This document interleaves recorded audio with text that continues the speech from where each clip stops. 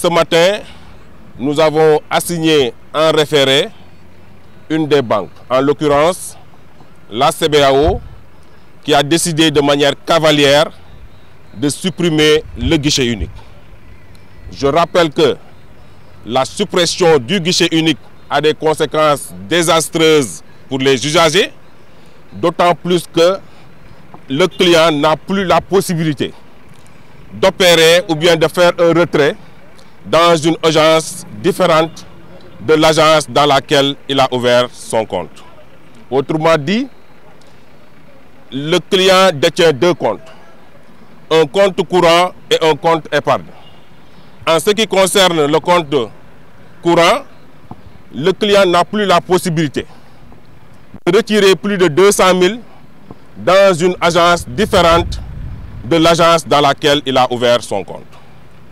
En ce qui concerne le compte épargne, le client n'a plus la possibilité de retirer, quel que soit le montant, une somme dans l'agence autre que l'agence dans laquelle il a ouvert son compte. Ce que nous qualifions de forfaiture est en porte-à-faux avec la réglementation.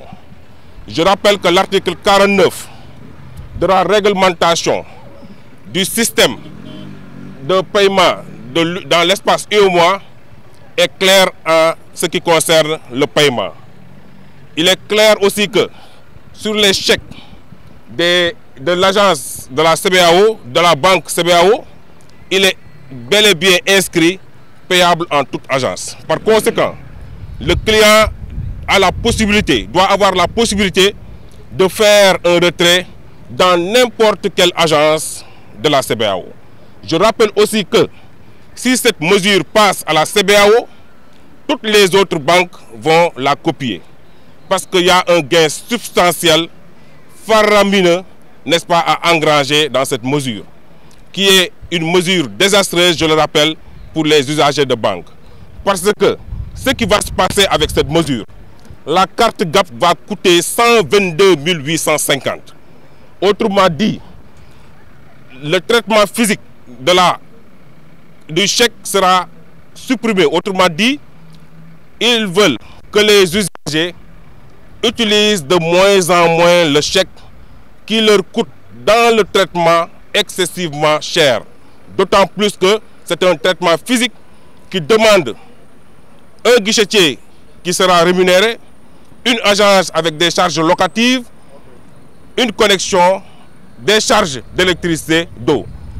Et en lieu et place, les banques voudraient que les usagers utilisent les cartes GAB qui vont leur revenir à 122 850 et que pour chaque opération opérée dans un GAB différent du réseau de la banque, le client va payer 3 500 francs.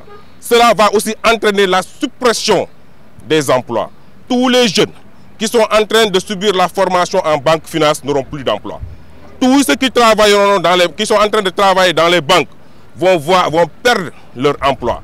Ils veulent faire de la banque sans frais, ce qui est inacceptable, ce qui est inadmissible aux grandes dames des usagers. Je tiens à rappeler que la loi sur les prix et la protection des consommateurs, qui a été votée à l'Assemblée nationale, promulguée par le président de la République, du fait des retards notés au niveau du ministère du Commerce, les associations de consommateurs, jusqu'au moment où je vous parle, ne détiennent pas d'agrément qui leur permettent d'intenter au nom de leurs adhérents une action judiciaire ou se constituer partie civile si le préjudice touche l'intérêt général, l'intérêt collectif. C'est ce qui représente un frein aux associations de consommateurs. C'est pourquoi aujourd'hui, à titre individuel, nous sommes venus porter cette affaire sur la table du juge.